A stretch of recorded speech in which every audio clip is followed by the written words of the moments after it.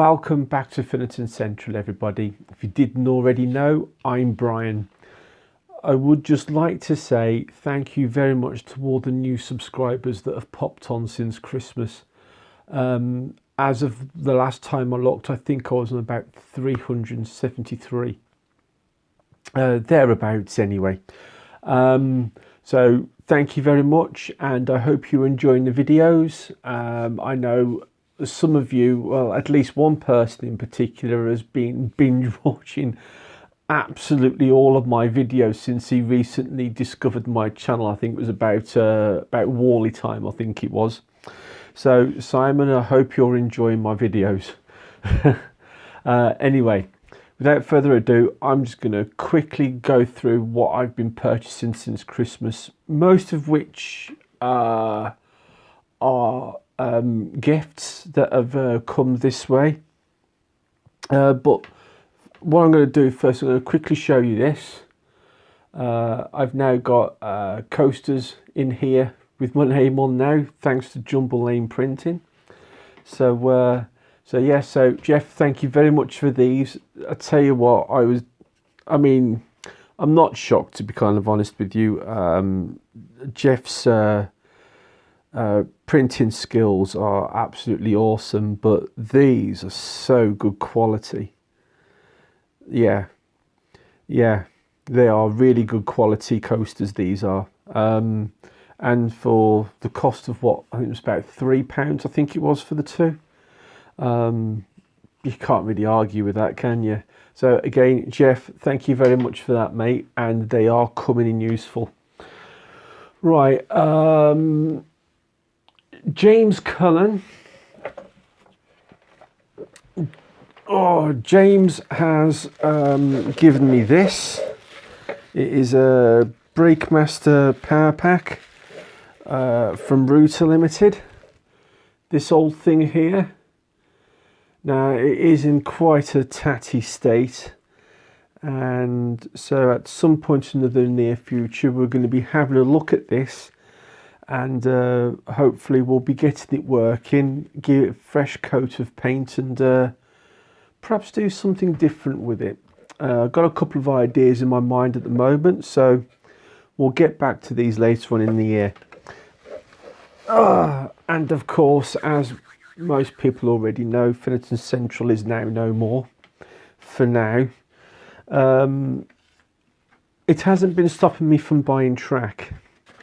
So I've got these bits here, thanks to Dave Angel Trains, points as well, and oh yeah, this little beauty here.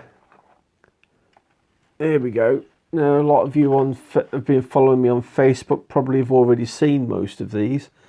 But this was a birthday gift from back in January, thanks to my parents.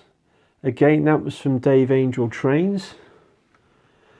Also from Dave, well, sort of from Dave.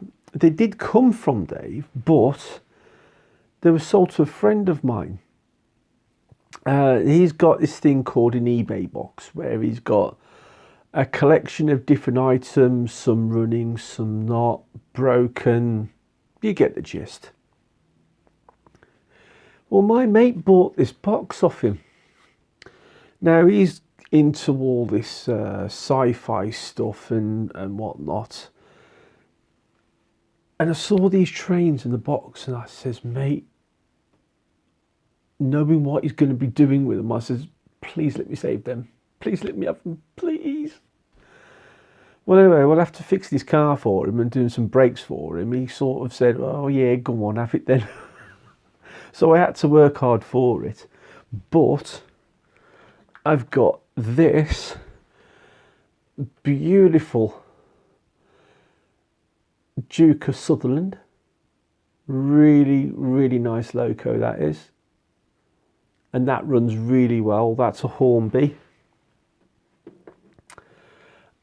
Well, it runs really well now anyway, since I fixed it. Oh, we've got this one here as well. Royal Scot. I managed to save both of those because he was just going to pull the bodies off and throw the bodies away and use the chassis for his sci-fi layout that he's building.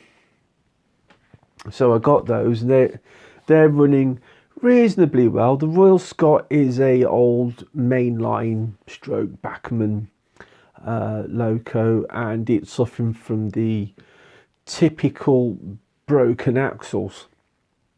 If any of you are familiar with those, they're a split chassis with a plastic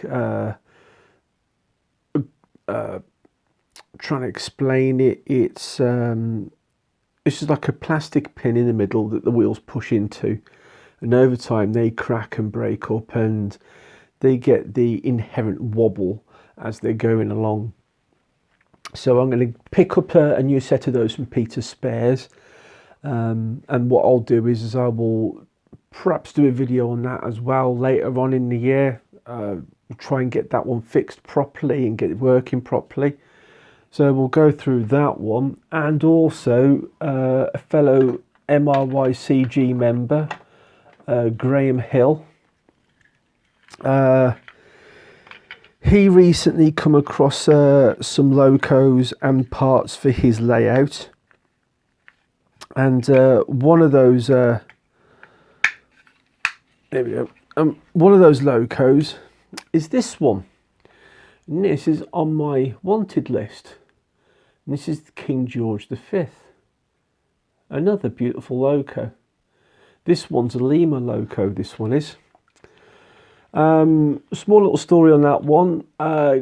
Basically, Graham wants me to help him wire up his layout, specifically his points and other bits and pieces like that. And so, technically, as a thank you, he's bought me that. So far I'm doing quite well this year. I've managed to pick up 4 locos, and they've all been gifts. So we've done quite well with that one. While I was at Stafford, I bought a Mini. I bought a couple of Hornby Sierras, which will probably end up in a scrapyard diorama that I'm going to be building on the new layout. I've gotten other bits and pieces. I've gotten solder in preparation for an awful lot of soldering again. And oh yes, and I've got my map now in a proper frame, so I will be hanging that on the wall very soon. Now then, progress has actually come to a complete grinding halt for now. I have got some plans for the new station, which I will show you in a minute, but home improvements are much needed right now. So I am actually currently in the process of gutting out my bathroom and rebuilding that. I've got to redecorate the kitchen, you get the gist. So of course, once I've done all that, which hopefully be towards the end of the month, I'm kind of hoping that I can actually start building the new layout. Say build, I mean start making plans as to what exactly I'm doing. I am not making the same mistake as I did last time. Last time I just went hell for leather, started building a layout, had no plan, and I was guessing as I was going along. And I think last year that became a bit of a catchphrase. I said that a little bit too often. So this time I am making a plan, and I'm going to make sure I know exactly what it is I'm doing before I start building. I do have some ideas already. I'm thinking of building the layout very similar, in a very similar fashion to Everard Junction. So as soon as I start building, that's the sort of way I'm going to be doing it, it's going to be sort of like a skeleton sort of structure, where the plyboard track, well, base will be probably just as wide as the track itself. Then I can build all the undulations and everything else in terms of roads, buildings and everything else in that sort of way. I also think it's probably going to be a cheaper method of building also. A lot of people just they build like myself. I've done the same thing myself. You get a big baseboard, you put your track on it, you put an extra level on. Next thing you know, the two levels are too close together. You can't get your hands in there for things like maintenance and stuff like that. So yeah, this is how I'm going to do it, I believe. So at least then, if I do need to do any maintenance on anything, I could get to it from either the back of the layout or from underneath the layout. I'm also building the layout with myself in mind. As I've said before, I'm not getting any younger, and having to crawl underneath the layout constantly all the time was hurting, basically. With some of the issues that I've got, which I'm not going to get into, that's the way it was. Anyway, I've finished dribbling now, so what I'm going to do is I'm going to show you the new station, which, if you don't already know, is called Finnhampton. I am going to stick with just Finnhampton. I'm not going to add anything else on there. It's just going to be one word, job done, that's it. And as I'd already planned before, Finton Parkway is going to be on the one side of the attic, and Finton Central is going to be on the other side of the attic, both of which are going to get very small and minor alterations to them. Finton Central is going to get the biggest alterations. It's going to have an extra track. At one point it only had 3, it's going to have 4, and it's going to be a lot longer as well as. So anyway, I'm going to show you the plans that I've got so far, and I'll come back to you in a minute.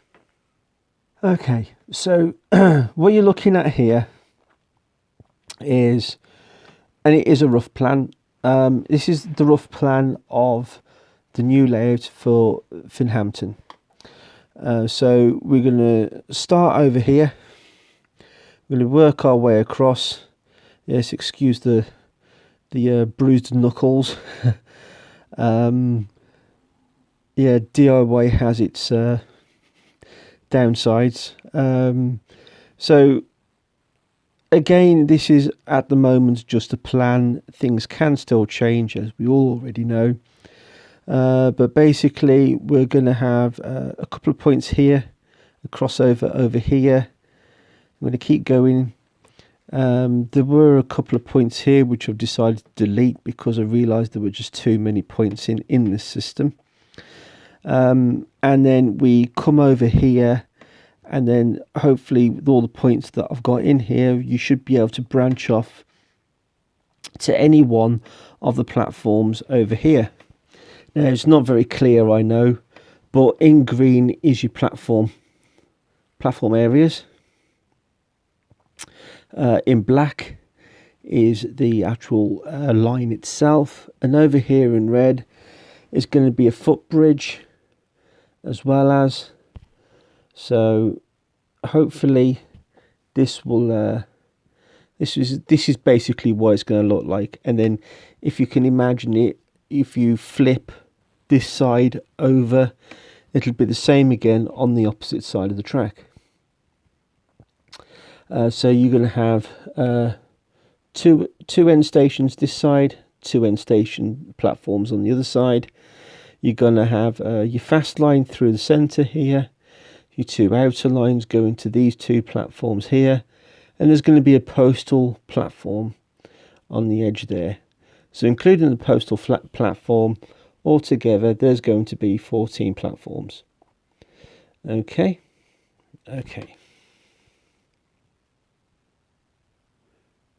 So Just going to have a quick gander across here at the moment, so you can see all the cards that I've got already. The MRYCG card is a new one. I finally got a card off Jason at Barnabas Junction. I'd already picked up that one from Alan at Worley.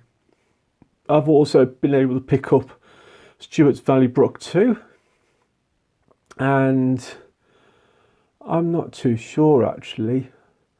Not too sure whether I picked that one up at Worley or whether I picked that one up at Stafford. I can't remember now. If we come back down here, we've got Dave at Dave Train Time. We've got his finally. We picked up Rachel's card as well. We picked up Steve's card from Route 7 Railway. He's only just started building his layout, and he's only just started his channel as well. I think he's only got about 3 or 4 videos on his channel. So go and look him up, and we'll get his subscriber rate up. And then down here, we've got Under the Chandelier as well. Mother and daughter duo.